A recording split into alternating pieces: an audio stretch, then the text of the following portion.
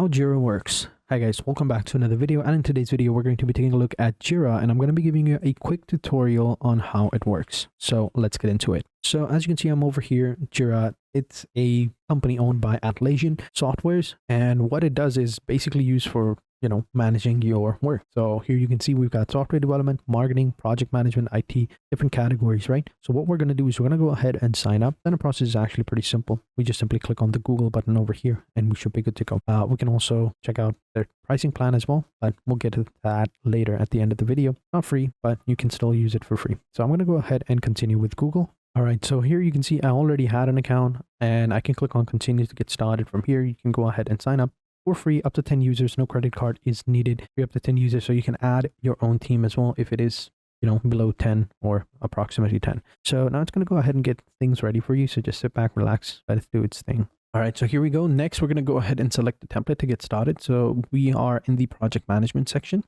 we're going to go with the Kanban view. Kanban is pretty similar. It's like a boards view where you have like columns of boards and you can go ahead and manage your tasks and stuff like that. So it's really helpful. So we're going to go with the Kanban and click on continue. Then you name your space over here and explain the space's name. So you can go with whatever you want. So just basically type in the name over here and then click on get started. And then you want what type of work do you need, right? So features, tasks, story, bug, assets, whatever. So these form the building blocks for your space, right? So you got features, right? If you want a board piece of functionality, task, a small piece of work, story, if you have one, it doesn't really fit into this Kanban view. It does fit into other views as well. You want to go ahead and add it, but I think this looks good. And then we have assets like a file, image, or video if you want to upload them, and then hit the next button. And then here, how do you want to track your work, right? So you got idea, that's going to be the first view. You can go with the to-do list or whatever, and then you can put the to-do list over here, in progress, in review, and done. So in progress, review, and done. We can add more stuff over here, so don't worry, you can change these later. So what I'll do is I'll put the to-do list at the top, then we'll have in progress over here, in review over here, and then done over here, and then we'll put some sort of error over here. So let's say one of the topics that we added, some of the work that we wanted to, we couldn't complete it due to some sort of an issue. So we couldn't complete it. So we put that in the error section, or we put in complicated or issue, whatever you want to call it. But then we hit the next button and that's going to complete our board. And then this is going to be the shared link. Here you can share your link to your team members so they can go ahead and join it and start working on it, or you can just invite them via email. So I think this is okay. We're going to click on continue. Actually, what I'll do is I'll add some emails over here for myself and we'll click on continue. Okay, so once it's loaded up, this is how it looks like, right? This is not the view. The board view is over here. This is the calendar view. You can change the views from here. This is the list view.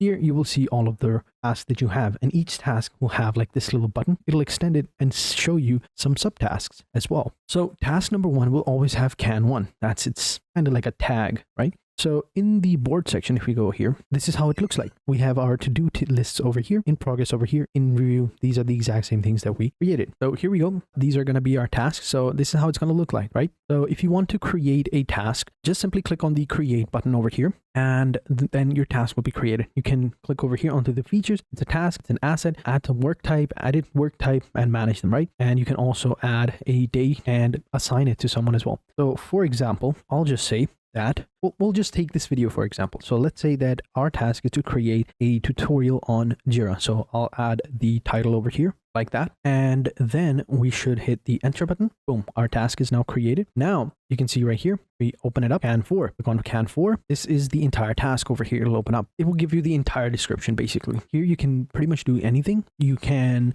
add the description, you can add subtasks. So for example, and create as many subtasks you want. So for example, if I wanted to create a subtask, right? So let's break this down, this entire process. So we need raw files, audio files and video screen recording, all of that, right? We need to go ahead and check the video if it all makes sense or not. Then we also need a description and stuff like that. So we can go ahead and add all of that, right? So here, what we'll do, we'll add the subtask. So create a subtask. Let's go ahead and say needs thumbnail. This is an example. Of course, you can put any subtask you want, but yeah, that's going to go ahead and create a subtask for you, right? So give it a couple seconds. Boom. We now have a subtask. You can see right here, Can5 is a subtask for Can4. So next, what else does it need? Need to review it. Also, before we review it, we need to edit it. So need to edit it, right? Boom. We created the Can6, and then finally needs reviews. Boom. right? We create another task. These are all to-dos, all right? And of course, you can put them in progress, put them in whatever option order you like. This is like the final one.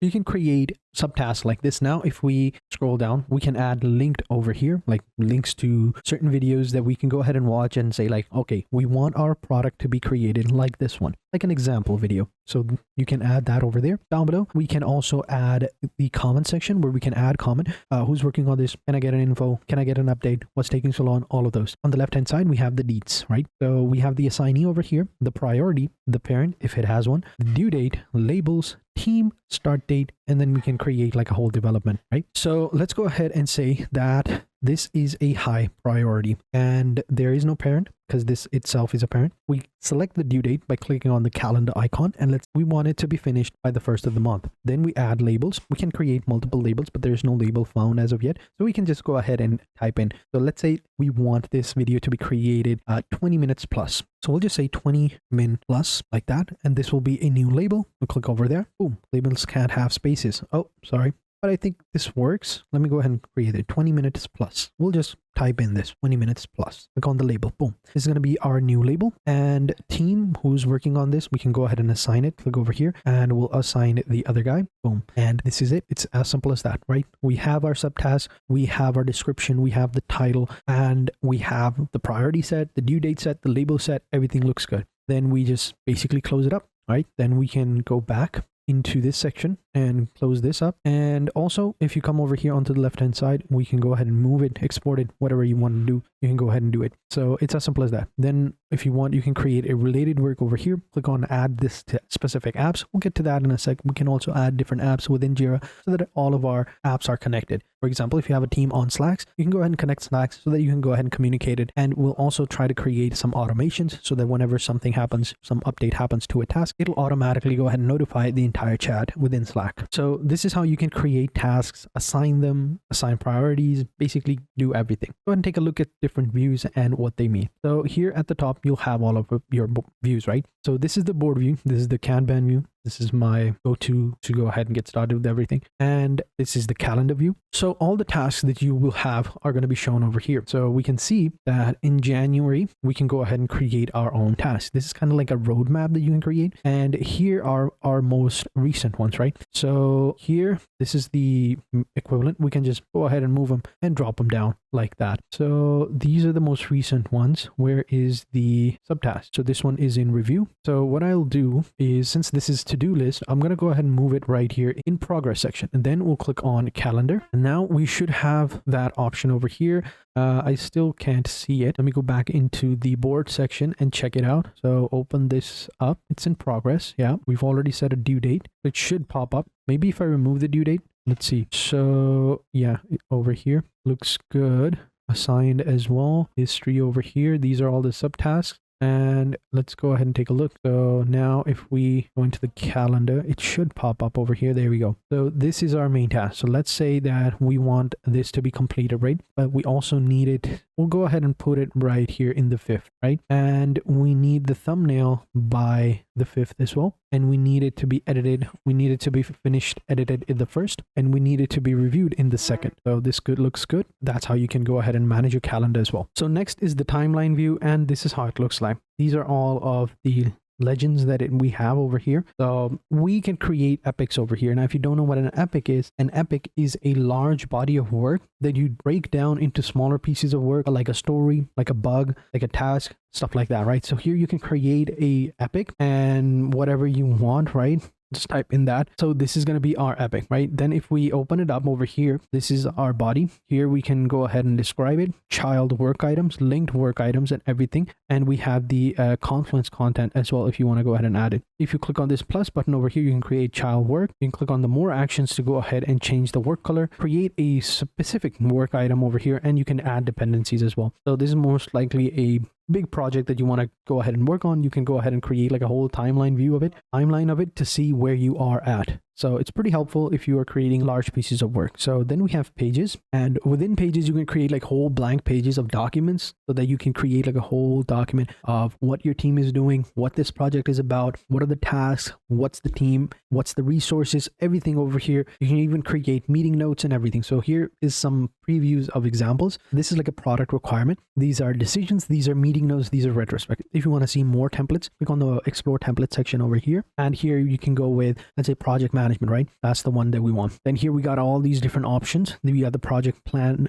template, strategic planning, simple retrospective, brainstorming, all of these options. Go ahead and just simply click on the use template button, and it's going to import it directly from Confluence directly into your Jira account. You do need to go ahead and log in into the Confluence as well, but it'll automatically do that, and boom, we are now logged in. So the robots are working. Just give it a couple of minutes and we should be good to go. So then just simply click on go to Confluence, and here you can go ahead and set up your pages, right? This is a separate section, but you can still create them and it'll work specifically for you as well. And then click on get started, and then you can create your whole documents over here, and those pages are going to be available over here, so you should be good to go. So now we've covered basically everything. Let's go ahead and move on to our automations, right? So let's go ahead and click on automations, and let's go ahead and click on create automation. So these are basically shortcuts that you can create to optimize and automate your process. So here, for example, if we created a rule that says that, hey, every time when a task is moved into a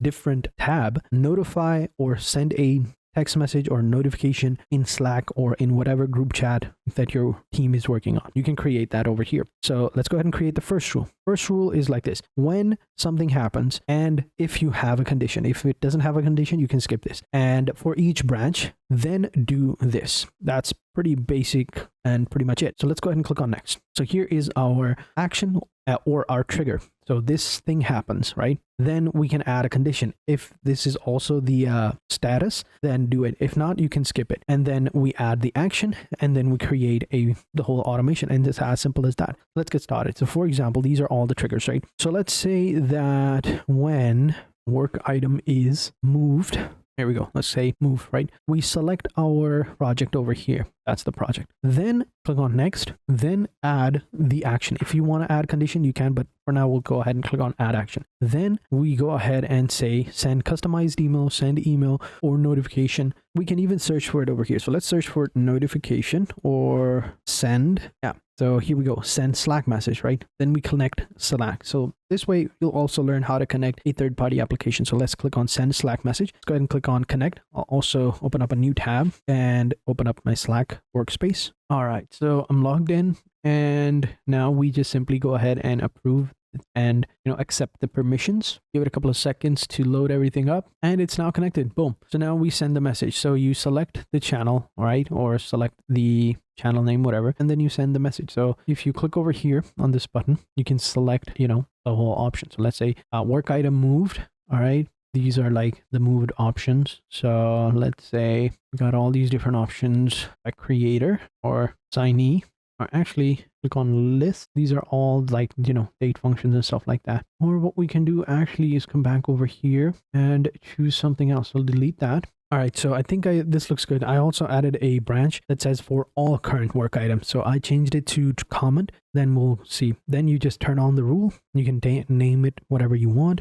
Slack comment, whatever, and then you can go with all admins or whatever, and then turn on rule. But okay, so there was an error with the branch because the condition was not defined, so I'll just delete that so we can turn on the rule, and it's as simple as that. Now whenever someone comments on something, it should go ahead and send a message to the Slack group. So it's as simple as that. So pretty much we've covered pretty much everything. We've covered all the views, the tasks, and everything. Here on the left hand side, I forgot, these are the spaces where you can create your spaces as well. These are like workstations where you can create whole different work levels, like different works. So you can create like personal, you can create different workspaces based on your needs. So yeah. Now let's go ahead and take a look at the pricing plan. So these are the pricing plans. So 1, 2, 3, 4, right?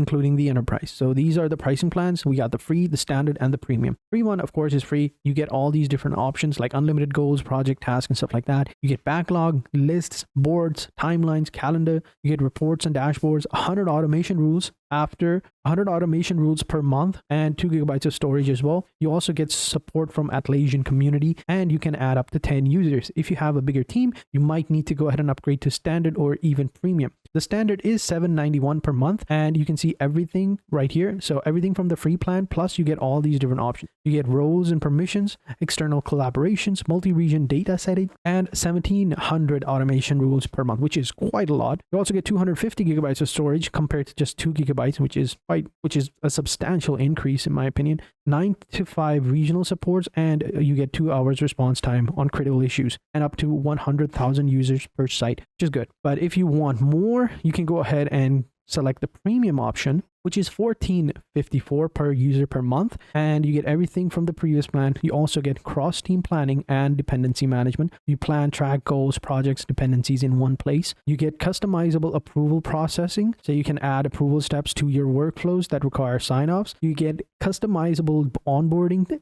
by team type, so you can welcome specific users and personalize messages as well. You get per user automation limit, so every single user that you add, they get 1,000 rules per month, which is quite a lot. So this is pretty cool, and it increases efficiency by replacing manual time and consuming works and stuff like that. Unlimited storage, 24/7 support for critical issues, and 99% uptime. So yeah, definitely do check them out. And then the enterprise as well. Of course, the enterprise, you get everything basically. So this is billed monthly for 300 teams. So for example, if you were to say, let's say you have at least 500, right? Then the price might be a little bit different. So there you go. Now it's $731 for the standard and $12.55 for the premium. If it's 100, you can see right here, the standard one is cheaper, but the premium one is a little bit expensive compared to the 500 one. So here you can see 118. If you go with 500, it's going to be like 12. So you can see right here, this is for monthly. If you want to go with annually, you do get to save up to 17%. So yeah, this is mostly for user tier right here. They also give you some user tier. So if you have someone between this section,